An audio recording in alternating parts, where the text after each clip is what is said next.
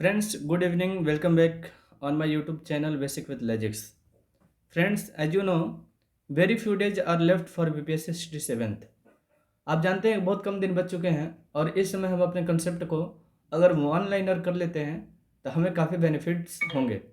इसको इसी को ध्यान में रख करके हम कुछ बिहार स्पेशल के हिस्ट्री के सम इम्पोर्टेंट फैक्ट्स आपके सामने लेकर के आए हैं, ताकि आप इसको एक से दो बार रिवीजन कर लेते हैं और इसे याद कर लेते हैं तो आपको मोर देन 50% क्वेश्चन हल करने में काफ़ी उपयोगी साबित होंगे।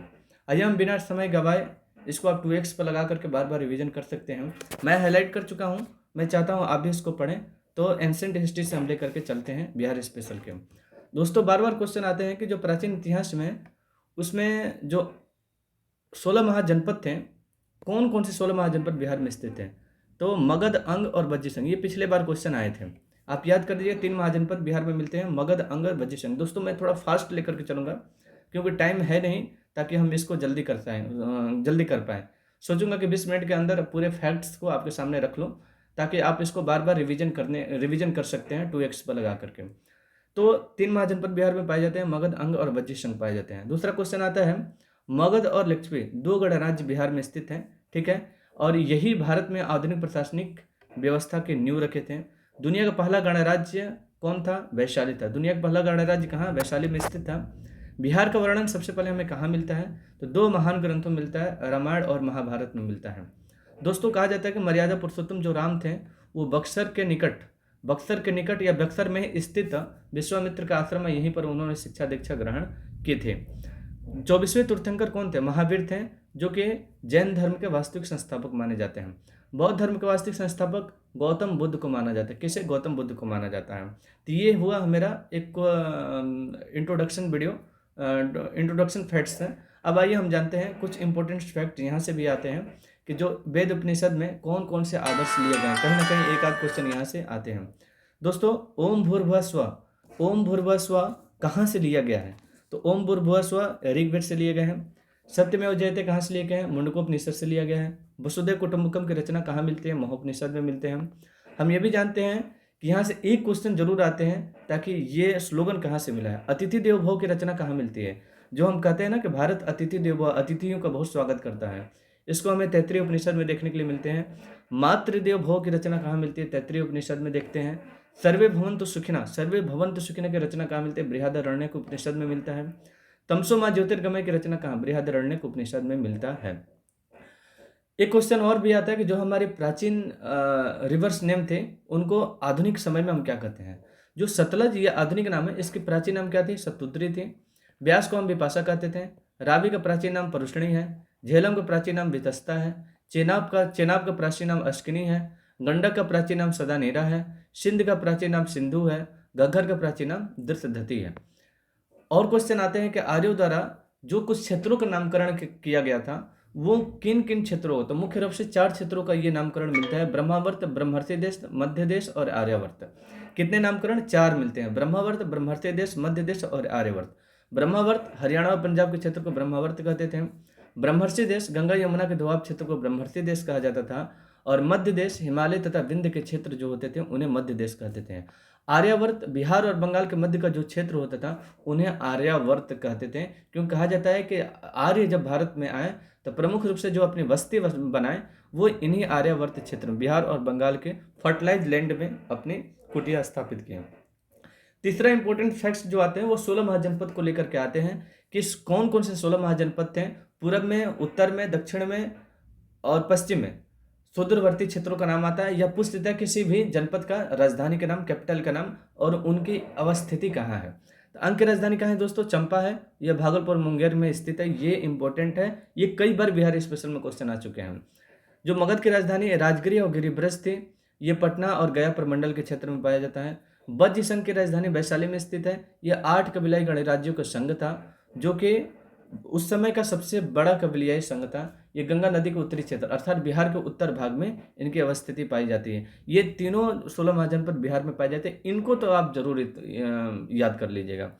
मल की राजधानी कुशीनगर और पावा थे। ये पूर्वी उत्तर प्रदेश के क्षेत्र में पाए जाते हैं। काशी की राजधानी वाराणसी थी, वर्तमान के बनारस क्षेत्र में पाए जाते हैं।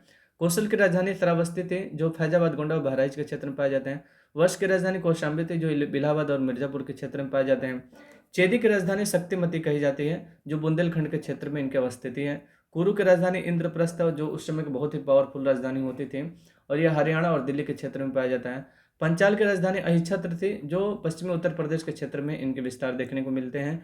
सूरसेन की राजधानी मथुरा थी, जो ब्रजमंडल क्षेत्र में मथुरा और आगरा के क्षेत्र में देखने के लिए मिलते हैं। मत्स्य की राजधानी विराटनगर थी, जो कि अलवर, भरतपुर, जयपुर, अलवर, भरतपुर, जयपुर के क्षेत्र इसमें शामिल होते हैं। अवंत की राजधानी उज्जैन और महेशमती, दो राजधानियां थीं, जो जो आधुनिक मालवा का क्षेत्र है, उज्जैन का क्षेत्र है, ओमकारेश्वर का क्षेत्र है, ये देखने के लिए ये क्षेत्र मिलते हैं। असमक्ष दोस्तों दक्षिण का सुदूरवर्ती क्षेत्र था, ये इनकी राजधानी पाटन पोतन थी, ये महाराष्ट्र, नर्मदा, गोदावरी नदियों के तट पर स्थित था। गंधार की राजधानी तक्षशिला थे, जो सुदूर पूर्ववर्ती क्षेत्र था 16 महाजनपद का, ये पाकिस्तान के पश्चिमी इलाके में पाए जाते हैं। अर्थात हम ये कह सकते हैं कि बलूचिस्तान के पूर्वी क्षेत्र में और अफगानिस्तान के पश्चिमी, बलूचिस्तान के पश्चिमी और अफगानिस्तान के पूर्वी क्षेत्र में इनकी अवस्थिति देखने को मिलती है। कंबोज की राजधानी राजपुर और हाटक थी, राजपुर और दोनों नाम से जाना जाता था।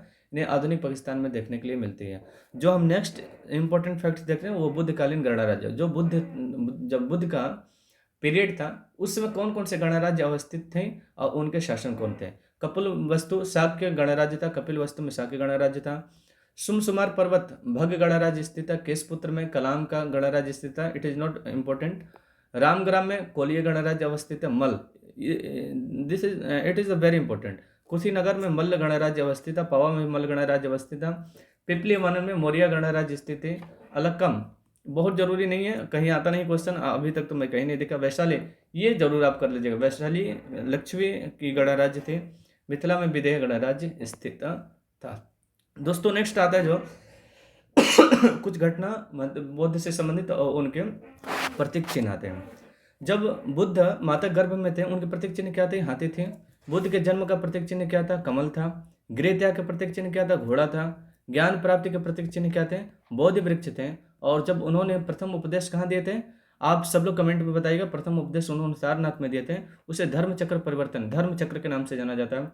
जब उन्होंने ज्ञान की प्राप्ति हुई तो उसे इंद्रियों पर विजय कहते हैं, और उन्होंने अपने ज्ञान को साबित करने के लिए भूमि स्पर्श को मुद्रा बनाया। महापरिनिर्वाण की प्राप्ति 1 करवट सोना था। महापरिवार निर्माण की प्राप्ति कहाँ हुई थी? ये आप लोग कमेंट बॉक्स में लिख दीजिएगा। दूसरा आता है कि जो बौद्ध धर्म के परिवर्तित धार्मिक संप्रदाय, उनके बाद बौद्ध धर्म में भी कई लोग विछड़न हो गया, विखंडन हो गया, और कई लोग कई संप्रदाय के निर्माण कर लिए। आजीविक संप्रदाय की स्थापना मखनी गोलसाल ने किया था। घोरक्रियवादी के संस्थापक कौन थे? पूर्ण कश्यप थे। भौतिकवादी के संस्थापक अजित केश कंबलिन थे। संदेहवादी के संस्थापक संजय वेलटपुत्र थे। नित्यवादी के संपर्क पकुंद का चयन। दोस्तों यहाँ से मिलान करने के लिए क्वेश्चन आ जाते हैं, एक क्वेश्चन जरूर आ जाता है। बौद्ध संगति it is very very special because of एक क्वेश्चन जरूर आते हैं बिहार स्पेशल में। हालांकि मैं ये कहूँगा कि प्रथम, द्वितीय, तृतीय, चौथी बौद्ध संगति को आप याद करके दिखाइए तो बड़ा ही मुश्किल होता है। हो सकता है कि आप नाम और डेट जान जाए, लेकिन जब अध्यक्षता पूछता है तो बहुत परेशानी होती है। तो आपको एक ट्रिक के साथ याद कर सकते हैं। सबसे पहले आप कहाँ हुआ था, चारों को ध्यान रखिए। तो पहला राजगिरी में हुआ था, दूसरा वैशाली में हुआ था, तीसरा पाटलिपुत्र में हुआ था, चौथा कश्मीर के कुंडलवन में हुआ था। पहला 483 ईसा पूर्व में हुआ था, दूसरा बौद्ध संगत 383 ईसा पूर्व में, तीसरा 251 ईसा पूर्व में, चौथा लगभग ईसा के प्रथम शताब्दी में हुआ था। पहली का अध्यक्षता महाकश्यप ने किया था, दूसरे के सब्बाकामी ने किया था, तीसरे को मोहगली पुत्र तिस ने किया था, चौथे को वसुमित्र अश्वघोष। दोस्तों ये क्वेश्चन पिछले 67th फर्स्ट एग्जाम में आया था। पहला अजातशत्रु के शासनकाल में, दूसरा कलाशों के शासनकाल में हुआ था, तीसरा अशोक के शासनकाल में हुआ था, चौथा कनिष्क के शासनकाल में हुआ था। सम इम्पोर्टेंट कि किस बौद्ध संगति में क्या क्या विषय थे। पहले में 2 पिटक की रचना की गई थी, शुद्ध पिटक और विनय पिटक। शुद्ध पिटक विनय पिटक है क्या? ये सामान्यतः बुद्ध के उपदेशों को संकलन किया गया है।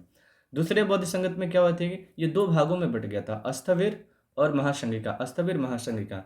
तीसरे में क्या हुआ था? कुछ कठोर नियम बनाए गए थे ताकि उनके जो अनुयायी थे कुछ अपने मन के चलने लगे थे, इसलिए कठोर नियम बनाए गए ताकि उनके बौद्ध के जो उपदेश हैं उनका फॉलो किया जाए, और उन्हीं को कठोर उपदेशों को अभिधम्म पिटक नामक रचना किया गया था। चौथे में 2 संप्रदाय बट गए, हीनयान और महायान का नेतृत्व में बट गया।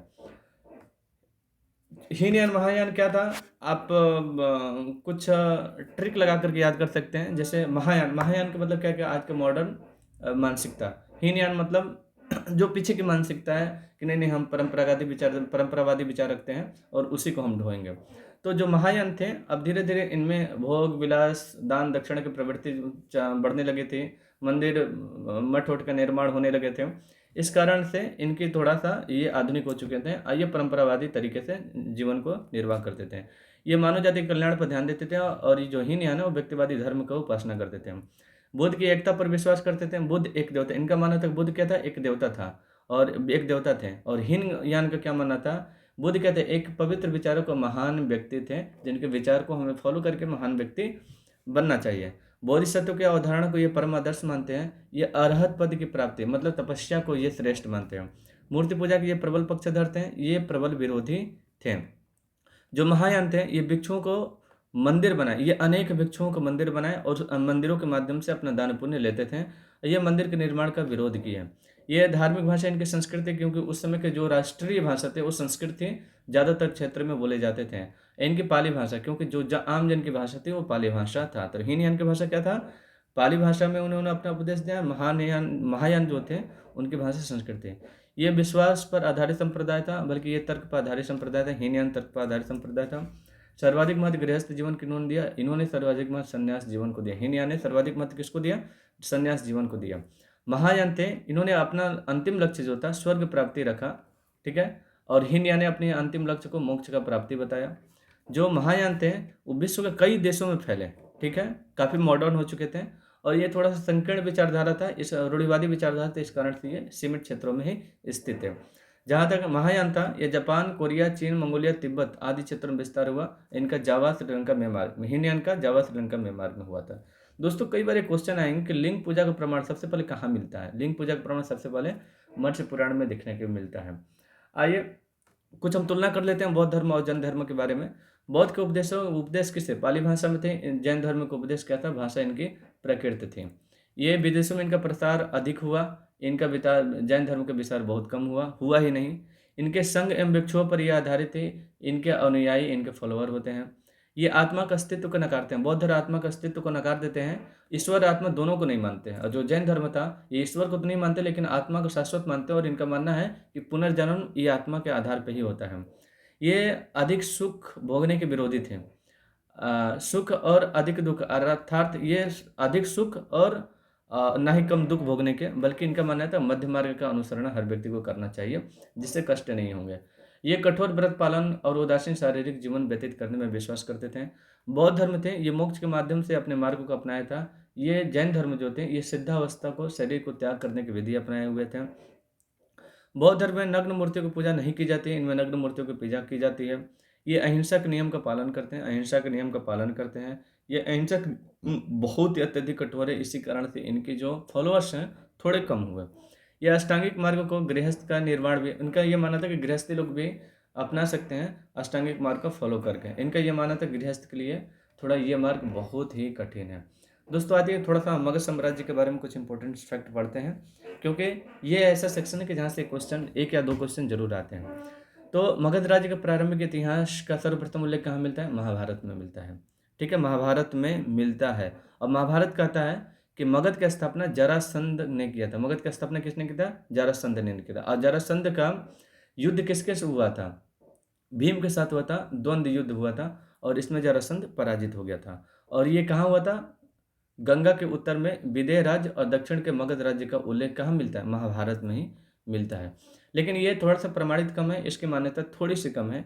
तो हम मौर्य संबंधित जो मगध संबंधित जो मान्यता है वो बुद्धकालीन कुछ उपदेशों के माध्यम से मानते हैं। बुद्धकालीन समय में शक्तिशाली राजतंत्रों में से एक था। बुद्धकालीन समय में मगध जो था एक शक्तिशाली राजतंत्रों में से एक था। और ये कहाँ स्थित था, आज के दक्षिण बिहार में ये स्थित मगध का क्षेत्र था। उत्तर भारत का सर्वाधिक शक्तिशाली महाजनपद बन गया। बाद में चल करके देखा जाए तो इसका विस्तार इतना हो गया कि ये उत्तर भारत का सबसे शक्तिशाली महाजनपद का रूप धारण कर लिया और राजनीतिक एवं धर्म का वैश्विक केंद्र के रूप में इसका उभार हुआ। दोस्तों मगध महाजनपद की सीमा उत्तर में मगध महाजनपद की सीमा उत्तर में गंगा के दक्षिण में विंध्य पर्वत तक विस्तार था। गंगा से उत्तर में गंगा से लेकर के दक्षिण में विंध्य पर्वत तक इनका विस्तार था। पूर्व में चंपा से लेकर के चंपा से लेकर के पश्चिम में सोन नदी तक इनका विस्तार था। इनकी प्राचीन राजधानी राजगृह मानी जाती है। प्राचीन, बार बार ये क्वेश्चन आ गया कि मगध की प्राचीन राजधानी का नाम क्या था? राजगृह था। राजगृह 5 पहाड़ियों से घिरा हुआ क्षेत्र है। बाद में चल करके इसका पाटलिपुत्र, इसकी राजधानी पाटलिपुत्र में परिवर्तित कर दिया गया। इसका राजधानी पाटलिपुत्र आ गया। तो आधुनिक राजधानी पूछेगा तो पाटलिपुत्र, और प्राचीन राजधानी पूछेगा तो राजगृह में देखने को मिलता है। प्रमुख शासक, मगध में प्रमुख शासक 3 शासक का इसमें उभार आया, हर्यक वंश, शिशुनाग वंश और नंद वंश। हर्यक वंश का स्थापना बिंबिसार ने किया था। और अंतिम क्वेश्चन आता है कि इनके अंतिम राजा कौन थे? नागदर्शक थे। शिशुनाग वंश की स्थापना शिशुनाग ने किया था और अंतिम शासक इनके नंदीवर्धन थे। नंदीवर्धन को महापद्मानंद ने धोखे से मार दिया था और महापद्मानंद ने नंद वंश की स्थापना किया था और अंतिम शासक इनके घनानंद थे। एक क्वेश्चन आता है कि जो सिकंदर ने आक्रमण किया था किसके शासनकाल में था? तो घनानंद के शासनकाल में ही सिकंदर ने आक्रमण किया था। दोस्तों, मगध के बारे में कुछ उल्लेख हमें मेगास्थनीज द्वारा वर्णित कुछ पुस्तकों से मिलता है। तो मेगास्थनीज ने कौन पुस्तक? इंडिका नामक पुस्तक लिखा था और उसमें कहा था कि भारत में 7 प्रकार की जातियां पाई जाती हैं। पहला बोला था ब्राह्मण और दार्शनिक होते हैं, दूसरे में कृषक वर्ग होते हैं, तीसरा ग्वाला और आखेटक वर्ग है, चौथा व्यापारी और श्रमजीवी कारीगर वर्ग है, पांचवा योद्धा और सैनिक वर्ग है, छठवां निरीक्षक और गुप्तचर विभाग को महत्वपूर्ण इंपॉर्टेंस दिया, और मंत्री परामर्शद। अंतिम जो विभाग जाति क्या थी?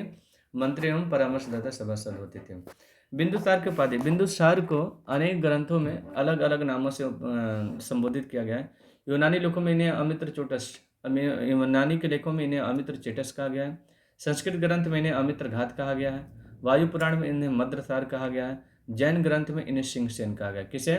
बिंदुसार को। बिंदुसार को अमित्र चेटस, अमित्र घात, मद्रसार और सिंहसेन के नाम से उपाधि दी गई है। कौटिल्य के सप्तांग सिद्धांत क्या है? कौटिल्य के सप्तांग सिद्धांत 3 चीजें। उन्होंने राजा कौन होते हैं? राजा की तुलना उनको सिर से की है, सर से किया है। अमात्य या मंत्री की तुलना आंख से किया है। जनपद की तुलना राजा के पैर से किया है। दुर्ग की तुलना राजा के बाह और उनके भुजाओं से किया है। और कोष की रचना उनकी कोष की तुलना मुख से किया है। दंड एवं सेना का तुलना मस्तिष्क से किया गया है, मस्तिष्क से किया गया।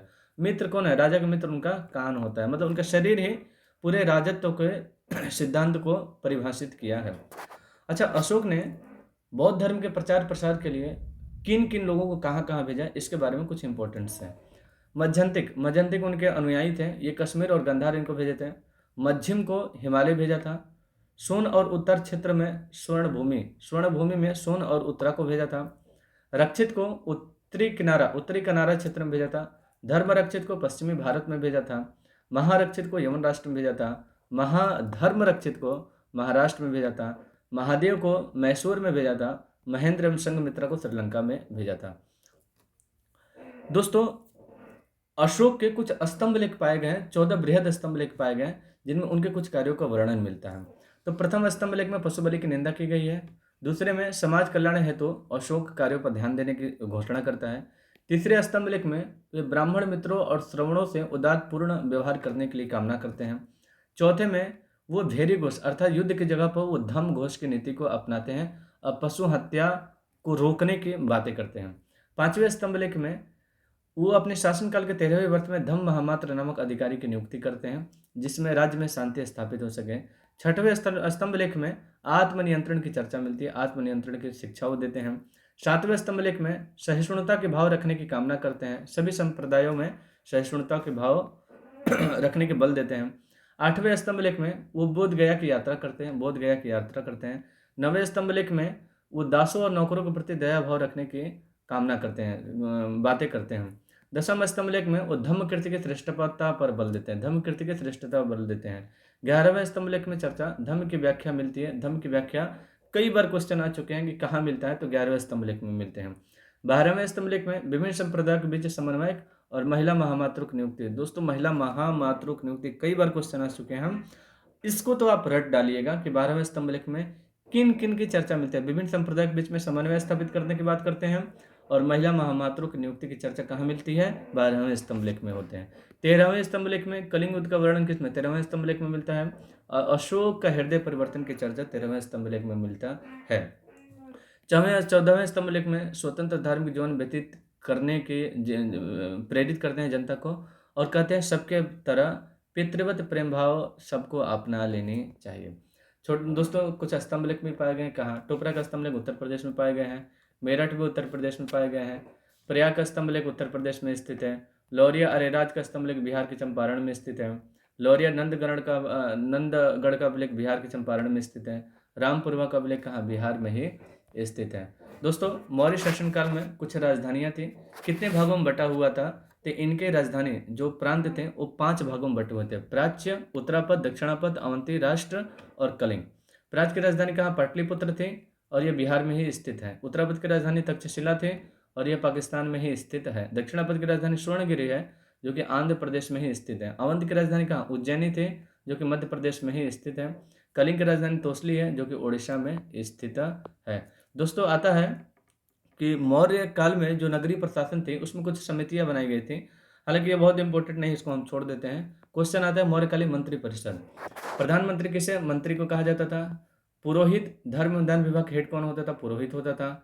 सैन्य विभाग के हेड कौन होता था? सेनापति होता था। राजपुत्र युवराज को कहते थे। राज के द्वार रक्षक को हम क्या कहते हैं? दवारी के नाम से जाने जाते थे।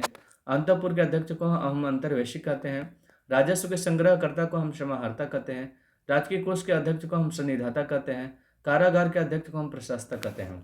कमिश्नर को प्रदेष्टि कहते थे। नगर के कोतवाल को हम पौर कहते हैं। प्रमुख न्यायाधीश को हम व्यवहारिक कहते हैं। नगर रक्षक के अध्यक्ष को नायक कहते हैं। उद्योग एवं कारखानों के अध्यक्ष को हम कर्मांतिक कहते हैं।